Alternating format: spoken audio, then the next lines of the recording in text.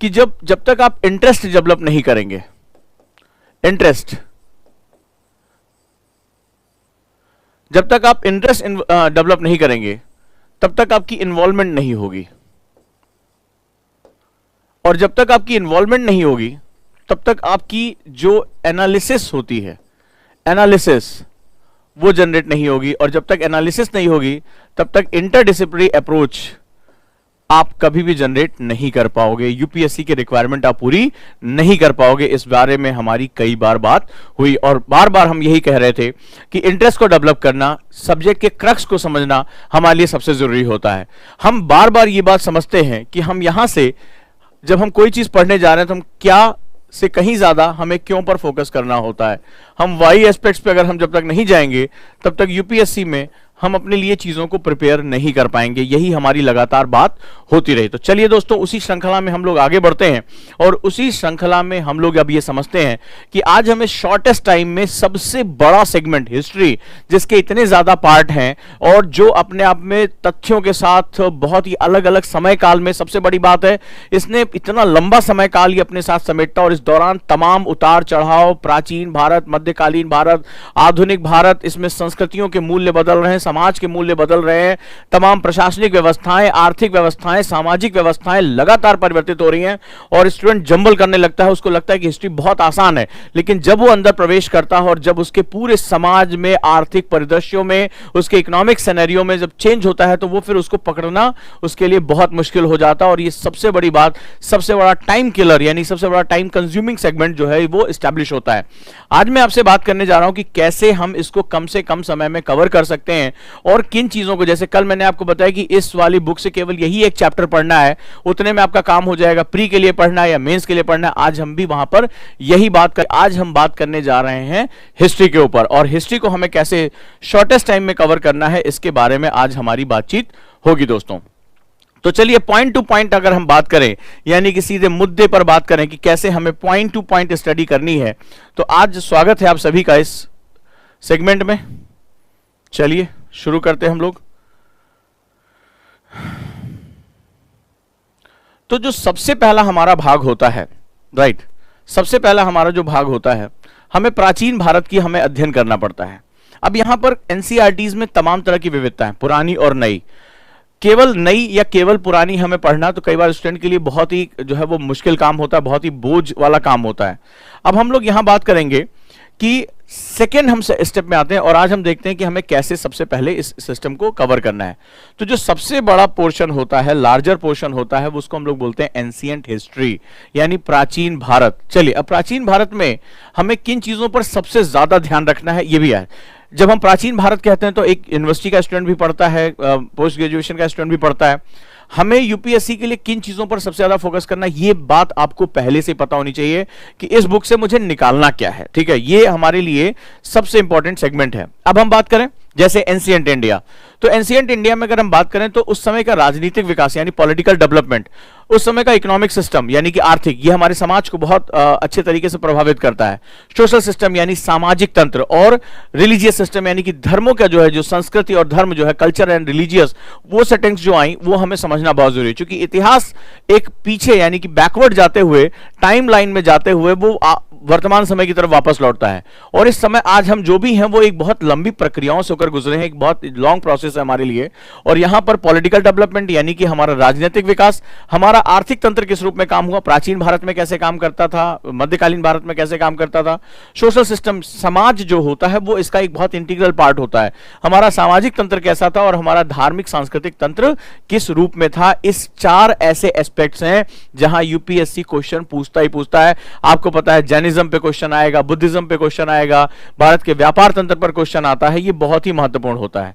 तो अगर आपको यहां बस बेसिक फंडामेंटल्स पढ़ने हैं तो आप पुरानी भी कर सकते हैं और नई भी कर सकते हैं। नई वाली भी आपके लिए उतनी ही महत्वपूर्ण है, पुरानी वाली भी। लेकिन अगर आप इसको मेंस के ओरिएंटेशन से पढ़ना चाहते हैं तो आप 6th क्लास की ओल्ड एनसीईआरटी भी कर सकते हैं, आप इसको नई के साथ भी जोड़कर पढ़ सकते हैं, इसमें कोई भी जो है परेशानी वाली बात नहीं है। अगर ओल्ड आपको मिल रही है तो रोमिला थापर की जो है वो पहले लिखा करती थी आपके जो है एनसीईआरटीज पे, ठीक है। अगर ये मिल पाती है तो ऑप्शनल है ये, तो उसमें चैप्टर 1 to 8 पढ़ना है, और अगर नहीं मिल पाती हैं तो आप 6 क्लास की न्यू एनसीईआरटी को आप उस समय जो है सेम चैप्टर्स के साथ इसको आप कवर कर सकते हैं, इसको पढ़ सकते हैं। ऐसे ही 11th क्लास की ओल्ड एनसीईआरटी आती थी रामशरण शर्मा की। अगर एनसीईआरटी पे आपको नहीं मिली तो रामशरण शर्मा अलग से जो है ओरिएंट ब्लैक स्वैन पे लिखते हैं, ठीक है। अब ये जो है वो प्राइवेट राइटर के रूप में भी जाने जाते हैं। तो वहां चैप्टर 5 से चैप्टर 24 के बीच का जो है वो सेगमेंट ये बड़ा इंपॉर्टेंट है। और अगर आप इस पे और जो है वो विशद अध्ययन करना चाहते हैं तो झा श्रीमाली, यानी झा श्रीमाली की बुक भी यहाँ पर बहुत आपको मदद करेगी, राइट। तो ये जो है वो बेसिक जो सेगमेंट्स होते हैं वो बड़े ही इंपॉर्टेंट हमारे लिए, आप इसको आसानी से कर सकते हैं। इसमें चूंकि क्या हो रहा है कि बहुत ही तथ्य ढेर सारे, बहुत ज्यादा तथ्य हैं इसमें, तो ये बहुत ही उलझाता है, बहुत ही ज्यादा इसको परेशान करता है। इसको देखते हुए जो सुहेल सर हैं, जो हिस्ट्री के, जो एनसीईआरटी के जादूगर कहे जाते हैं, जिनको एक एक लाइन, एक एक पॉइंट याद है, वो उन्होंने एक बहुत ही जबरदस्त माइंड मैपिंग कोर्स डेवलप किया है, जहां पर आपको इतने ढेर सारे जो फैक्ट्स हैं उनसे आप बचकर आप टू द पॉइंट जाते हुए जो आपके काम का है वो आप पढ़ सकते हैं। क्योंकि ये पोर्शन थोड़ा सा बोरियत भरा है, जहां मॉडर्न हिस्ट्री हमें रोमांच देती है, हमें उन नेताओं के बारे में पता है, वहीं पर जब प्रस्तर काल पढ़ेंगे, आप जो है वो नियोलिथिक पढ़ेंगे, आप सभ्यताओं के बारे में पढ़ेंगे, तो वहां आपको ढेर सारे फैक्ट्स याद करने पड़ते हैं और वहां पर कई बार बड़ी उलझन सी होने लगती है। लेकिन यही उलझन हमें परेशान कर देती है, क्योंकि जब तक आप प्राचीन इतिहास नहीं पकड़ पाएंगे तब तक आर्ट एंड कल्चर का सेगमेंट आप कभी भी नहीं आप जो है तैयार कर सकते। और आपको पता होगा कि यूपीएससी में आर्ट एंड कल्चर पोर्शन का कितना ज्यादा इंपॉर्टेंस है, कितना ज्यादा उसका महत्व बना हुआ है। तो ऐसी कंडीशन में हमें यह बात पता होना चाहिए कि हमें इसको किस नजरिए से पढ़ना है, राइट। तो ये पहला हमारा सेगमेंट रहा। आ जाते हैं हम नेक्स्ट सेगमेंट पे, और नेक्स्ट सेगमेंट पे आते हैं। अगेन जो है वो हिस्ट्री का एक बहुत ही इंपॉर्टेंट पार्ट है, इसको मेडाइवल इंडिया यानी मध्यकालीन भारत कहते हैं। इस दौरान चूंकि अब हमारे समाज, हमारी धर्म, हमारी संस्कृति में, हमारी राजनीतिक व्यवस्थाओं में बहुत ही ज्यादा परिवर्तन आने शुरू हुए। एक जो है वो पहले बाहर से इन्वेड करते हुए यहाँ आए और अपने कल्चरल सेटअप के साथ भारत में सेटअप हुए। अब हम यहाँ बात करते हैं कि उस समय की कितनी राजनीतिक घटनाएं, चूंकि इस समय की राजनीतिक घटनाएं बहुत ही ज्यादा हलचलपूर्ण रही, सत्ताएं लगातार परिवर्तित होती रही, लगातार जो है वो एक सत्ता के ऊपर दूसरी सत्ता बनती रही। तो ये जो समय माना जाता है ये बहुत ही ज्यादा हलचलों से माना जाता है, और कोई सत्ता बहुत लंबे समय तक स्थायी नहीं बन पाई। और इसी वजह से यहाँ के जो पॉलिटिकल इवेंट्स रहे उसमें बहुत ही बड़ा एक हमें उठापटक देखने को मिलती है। तो पॉलिटिकल इवेंट्स यानी राजनीतिक घटनाएं, एडमिनिस्ट्रेटिव टर्मिनोलॉजी। अब यहां पर चूंकि क्या हुआ कि एक दूसरा जो कल्चरल सेटअप है वो यहां आया। तो अब जैसे मान लो वर्ड यूज करते मनसबदारी, तो मनसबदारी हुआ क्या करता था, खिराज क्या हुआ करता था, ज़कात क्या था, तो ये सारी चीजें, जजिया क्या थी। तो इस तरह के प्रश्न काफी पूछे जाते हैं कि एडमिनिस्ट्रेटिव टर्मिनोलॉजी जो वो इस्तेमाल करते थे अपने प्रशासन में, उनके क्या मतलब होते थे, उनके क्या मेजरमेंट्स हुआ करते थे, किस तरह का आर्थिक विकास हुआ, किस तरह का सिस्टम यहां पर लाया गया। क्योंकि जब कोई सामाजिक राजनीतिक तंत्र बदलता है तो अपने साथ एक नए तंत्र को स्थापित करने का प्रयास करता है जो उसके अनुरूप हो। यह समझना हमारे लिए बहुत जरूरी है। उस समय क्या सामाजिक परिवर्तन हुए, अब समाज में क्या दकियानूसी विचार आ गए, या समाज में तमाम तरह के आंदोलन शुरू हुए, क्या भक्ति आंदोलन, सूफी आंदोलन, इस तरह के आंदोलन वो किस रूप में हम उसको देखते हैं, राइट। इस तरह रिलीजियस इशू, क्या इस समय धार्मिक मुद्दे क्या थे, क्या टकराव का दौर बढ़ने लगा, दो अलग अलग धर्मों की पहचानें बिल्कुल अलग थी।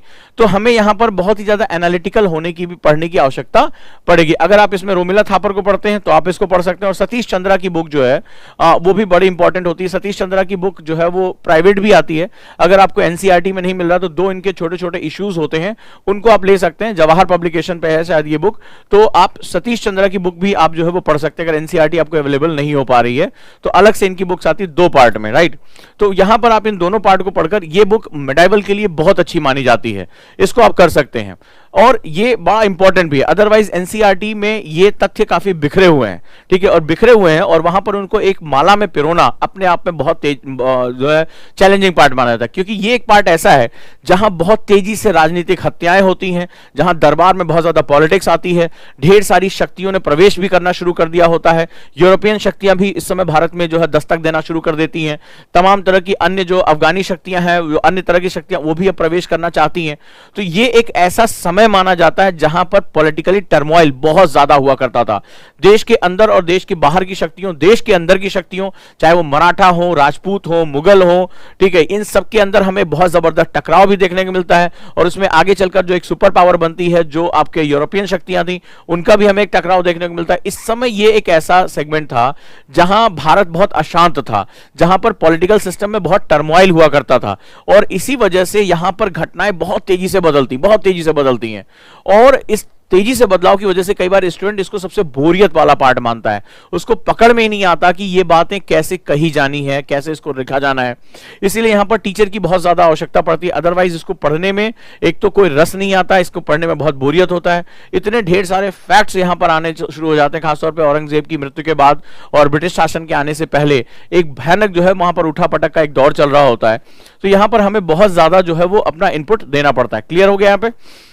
अब हमारा तीसरा जो पार्ट है which is very important, pre और मेंस दोनों के लिए सबसे इंपॉर्टेंट है, तो आर्ट एंड कल्चर। सबसे पहले हमें इसमें क्या क्या चीजें पढ़नी होती है जानना बहुत जरूरी है। देखिए, किताबों का नाम जान लेने से आपका काम नहीं होगा। सबसे पहली बात होगी ये जो मेरे सामने किताब है, मुझे इसमें से क्या चीज पर फोकस करना है, यूपीएससी कहां से क्वेश्चन हर साल पूछ रहा है, यह भी मैंने इसमें बताने का आपको प्रयास किया है कि किस चीज पर आपको सबसे ज्यादा आप जो है वो पूरा कर सकते हैं। कोई बात नहीं है। तो सबसे पहले हम बात करते हैं आर्किटेक्चर।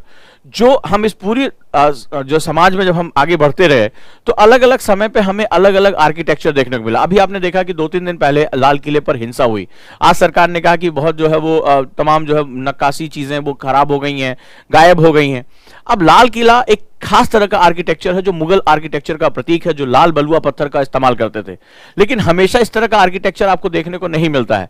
राजपूताना आर्किटेक्चर अलग है, बुद्धिज्म आर्किटेक्चर अलग है, भारत में अलग अलग हिस्सों में साउथ का आर्किटेक्चर अलग है, वहां के मंदिर, वहां के जो गोपुरम, मंडपम, ये सब हमें अलग देखने को मिलता है, बौद्ध विहार, स्तूप हमें अलग देखने को मिलता है। तो भारत के मंदिरों में ही अगर हम बात करें तो भारत के मंदिरों में ही हमें तमाम प्रकार के वास्तु देखने को मिलते हैं। इसी प्रकार जैसे अलग अलग समय पर शक्तियां, जैसे मान लो कुतुब मीनार हो गया, तो ये जो गुलाम वंश है उनका हमें आर्किटेक्चर देखने को मिलता है। इन आर्किटेक्चर पे, भारत के आर्किटेक्चर में सबसे खास बात है कि इसमें विश्व के अलग अलग हिस्सों में हमें प्रभाव देखने को मिलता है। जैसे मान लो बुद्ध धर्म है तो मथुरा शैली, भरहुत शैली हो गई या इंडो बैक्टीरियाई शैली, हमें अलग अलग प्रकार की शैलियां वहां देखने को मिलती हैं। इनके बीच में जो बारीक अंतर होता है वो समझना हमारे लिए बहुत जरूरी होता है, चाहे हम आर्किटेक्चर पे बात करें, चाहे हम स्कल्पचर पे बात करें, यानी कि हम मूर्तिकला पे बात करें। इनके बीच का बारीक अंतर जो होता है वो बहुत ही इंपॉर्टेंट होता है समझने के लिए। फॉर एग्जाम्पल, जैसे क्वेश्चन पूछा था कि भरहुत शैली और मथुरा शैली में क्या अंतर है, जो बुद्ध की मूर्तियां बनी है उसमें क्या अंतर बताया भी गया था कि एक में जो है वो मोड़दार कपड़ों का इस्तेमाल किया जा रहा है, एक में जो है वो आंखें मोटी बनाई जा रही है, शरीर में 3D डायमेंशन आ रहा है, शरीर चिपटा हुआ दिखाई पड़ रहा है। तो आपको सिर्फ ये नहीं जानना कि शैलियां क्या है, ये भी जानना है कि इन शैलियों में क्या है। ठीक है, इन शैलियों के अंदर क्या चीजें अवेलेबल है, और यहां पर हमें गहरे रिसर्च की आवश्यकता पड़ती है। अगला हमें पेंटिंग, जो हमारा चित्रकला है वो हमें पढ़ना है।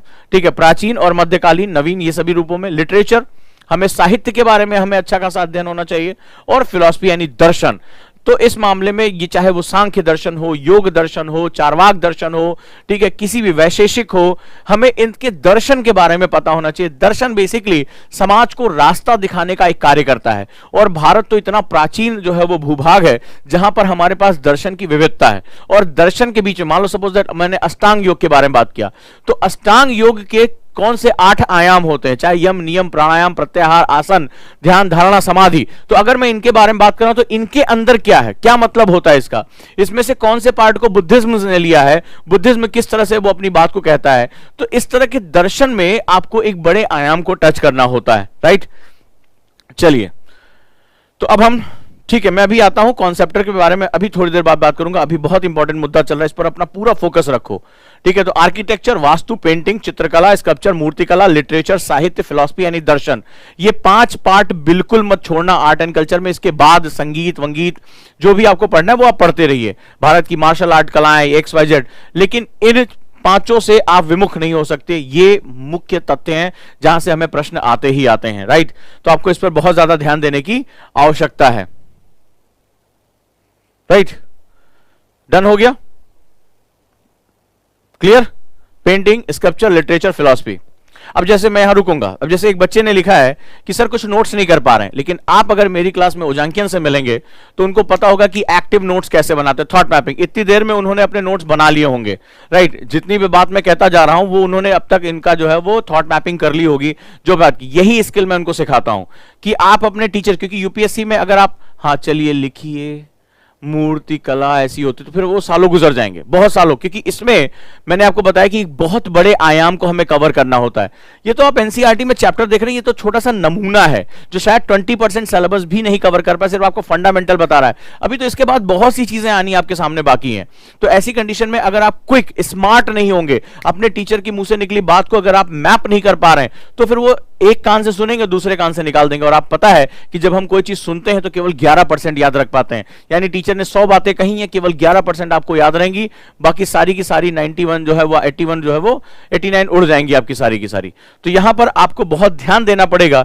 मैंने इसीलिए आपसे कहा था कि आपको पढ़ाई के साथ साथ स्किल्स भी सीखनी पड़ेंगी। स्किल्स नोट्स बनाने की स्किल, याद करने की स्किल, अपने आप को प्रेजेंट करने की स्किल, एडिटोरियल को जो है कंक्रीट करने की, ये सारी स्किल्स आपको सीखनी पड़ेंगी, राइट। और उसके लिए मैं आपको आऊंगा, अभी उसके बारे में भी मैं आपसे बताऊंगा। तो चलिए अगर हम बात करें तो 7वीं क्लास की न्यू एनसीईआरटी अवर पास्ट में चैप्टर 8 एंड 9 आप यहां से कर सकते हैं। ओल्ड एनसीईआरटी अगर आपको मिलती है रामशरण शर्मा, इनकी बुक्स अलग से भी आती है, अगर आपको नहीं मिल रही है तो 10, 16, 17, 18, 21, 23, 24, 25, 26 और 29, इसमें आपको आर्ट एंड कल्चर काफी कवर हो जाएगा। अगर ये आपको नहीं मिल रहा तो सीसीआरटी की बुक आती है, सीसीआरटी, आप उसको भी ले सकते हैं, उसके साथ आप कर सकते हैं, राइट। 11th क्लास की ओल्ड सतीश चंद्रा जैसे मैंने बताया, और न्यू एनसीईआरटी में themes in Indian history part 1, 12वीं क्लास की न्यू में जो है थीम्स इन इंडियन हिस्ट्री 1, उसमें चैप्टर नंबर 4, ये आपको जो है वो काफी इसमें हेल्प कर देगा। अब हम सबसे इंपॉर्टेंट पार्ट पे चलते हैं जो हमारी हिस्ट्री का कोर है, राइट, कोर है, जिसको हम लोग आधुनिक भारत या मॉडर्न इंडिया कहते हैं, जो सबसे बड़ा डायमेंशन कवर करता है, सबसे महत्वपूर्ण रूप से कवर करता है। इसमें अगर हम बात करें तो foreign merchant companies in India, Bharat में जो विदेशी कंपनियां रही हैं, जो विदेशी व्यापार करने के लिए आई थी, उनके बारे में, ईआईसी ईस्ट इंडिया कंपनी और उसके द्वारा लड़ी गई प्रमुख लड़ाइयां, ब्रिटिश रूल किस रूप में जो है भारत में ब्रिटिश रूल शासन हुआ, कैसे वो जीते, उन्होंने कौन कौन सी प्रैक्टिसेस का इस्तेमाल किया, राइट।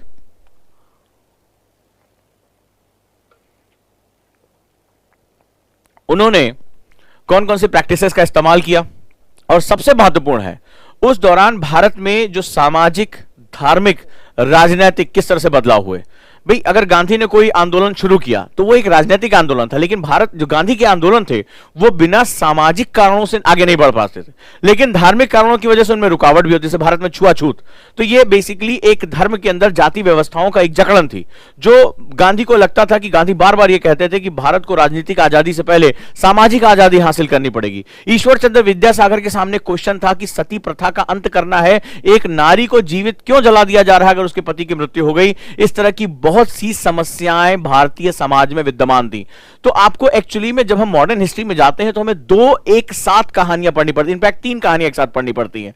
3 कहानियों में क्या है, एक कहानी जहां पर ब्रिटिश किस तरह से भारत में एक विदेशी व्यापारी बनकर आए, ठीक है, और व्यापार करते करते करते करते किस रूप में उन्होंने भारत में एक छत्र शासन स्थापित कर लिया, किस तरह से, चाहे वो डॉक्ट्राइन ऑफ लैप्स रही हो, चाहे वो किसी भी तरह की नीतियां रही हो, चाहे वो बंगाल विभाजन कर्जन की नीतियां रही हो, इन सब में उन्होंने, आप ये देखेंगे, चाहे वाइस राय रहे हो, गवर्नर जनरल रहे हो, ये सब किस रूप में उन्होंने भारत में शासन किया। तो एक तो कहानी आपको पूरी ब्रिटिश रूप में करनी है, किस तरह भारत सचिव नियुक्त हुआ, किस तरह वहां पे जो है ब्रिटेन का शासन आया, महारानी का शासन, और किस तरह से जो है वो ढेर सारे, चाहे रेगुलेटिंग एक्ट हो, चाहे पिट्स इंडिया एक्ट हो, या जो है वो सारे एक्ट्स 1935 के, वो आपको एक साथ जो है ब्रिटिश के परिदृश्य से इसको पढ़ना है, 1। दूसरा, इसी के खिलाफ भारतीय चेतनाओं का भी जो है उदय हुआ। और जब भारतीय चेतनाओं की मैं बात करता हूं, भारत इंडियन अवेयरनेस की बात करता हूं, तो सबसे पहले हमारे सामाजिक अवेयरनेस हमारे लिए बहुत जरूरी था, क्योंकि हमारे बारे में यह कहा जाता था कि हम एक तंत्र ही नहीं है, भारत कोई एक राष्ट्र ही नहीं है, भारत तो गुजराती है, बंगाली है, बिहारी है, उड़िया है, भारतीय तो था ही नहीं। और हम वाकई में बटे हुए थे, उसमें भी जो है रियासतें, रजवाड़े, और जातीय रूप से हम बंधे हुए, धार्मिक रूप से हम बिखरे हुए, हमारे पास अलग अलग बोली, भाषाएं, राष्ट्रीय स्तर पर हमारे पास कोई एकीकरण नहीं है, कोई रेलवे लिंक नहीं है, कोई आपस में जुड़ाव नहीं है, एक दूसरे को कोई जानता नहीं है, बहुत सी ढेर सारी जो है वो जटिलताएं थी।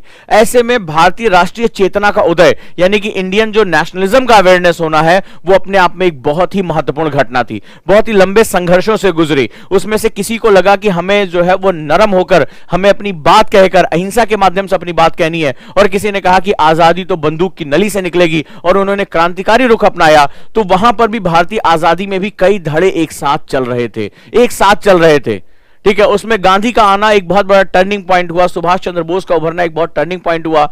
तो एक दूसरी कहानी चलेगी जब भारतीय लोग अपनी सामाजिक राजनीतिक चेतनाओं के साथ आगे बढ़ रहे थे, अवेयरनेस के साथ आगे बढ़ रहे थे, वो समझना हमारे लिए बहुत जरूरी है। लेकिन इसके सिवा एक तीसरी कहानी भी आती है जिस पर बच्चा ध्यान नहीं देता है, और ये हो रहा होता है कि हम आधुनिक भारत में, मॉडर्न इंडिया में, विश्व में भी बहुत बदलाव चल रहे थे, विश्व में भी बहुत बदलाव चल रहे थे। ये वो चर्चिल था जिसने गांधी को अधनंगा फकीर कहा था और कहा था भारतीय आजादी का कोई मतलब नहीं है। लेकिन एटली के आने के बाद से परिदृश्य बदलने लगे। तो ब्रिटेन में क्या हुआ, वर्ल्ड वॉर में क्या हुआ, ब्रिटेन की सत्ता कैसे चरमराती है, जापान कैसे उदय करता है, अमेरिका किस तरह से जो है वो अपने सारे व्यापार को बढ़ाना शुरू करता है, और भारत जो है वो ब्रिटेन के लिए अब एक बड़ा बाजार नहीं रह जाता है, फ्रूटफुल बाजार नहीं रह जाता है, और किस तरह से यूनाइटेड नेशंस के बनने के बाद वैश्विक चेतनाएं, ग्लोबल अवेयरनेस फैलती है, जहां पर कॉलोनाइजेशन का एक विरोध जो है वो शुरू होता है, और वो ये कहते हैं कॉलोनाइजेशन अपने प्रत्यक्ष रूप में ना रह जाए।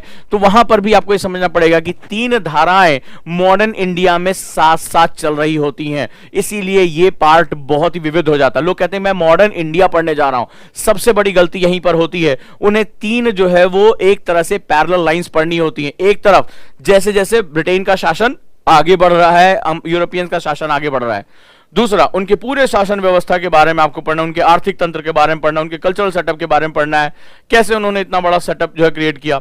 दूसरा, उसी समय हमें अपनी भारतीय राजनीतिक सामाजिक, केवल राजनीतिक नहीं, राजनीतिक सामाजिक चेतनाओं के बारे में पढ़ना है, हमें उनके संघर्षों के बारे में पढ़ना है। और वहीं हमें तीसरे नंबर पर वर्ल्ड ऑर्डर में भारत को लेकर क्या चीजें चल रही हैं, क्या बातें हो रही हैं, वो भी हमें साथ साथ पढ़ते चलना है। इसीलिए ये जो सेगमेंट होता है वो सबसे ज्यादा कॉम्प्लेक्स होता है, सबसे ज्यादा क्वेश्चन यहां से आते हैं, और ये देखा गया है कि स्टूडेंट इसमें अपनी स्पष्ट धारणाएं नहीं बना पाता, क्योंकि वो तीनों विचारधाराओं को पैरेलल ले जाने की क्षमता एक बार रीडिंग से वो जनरेट नहीं कर पाता है।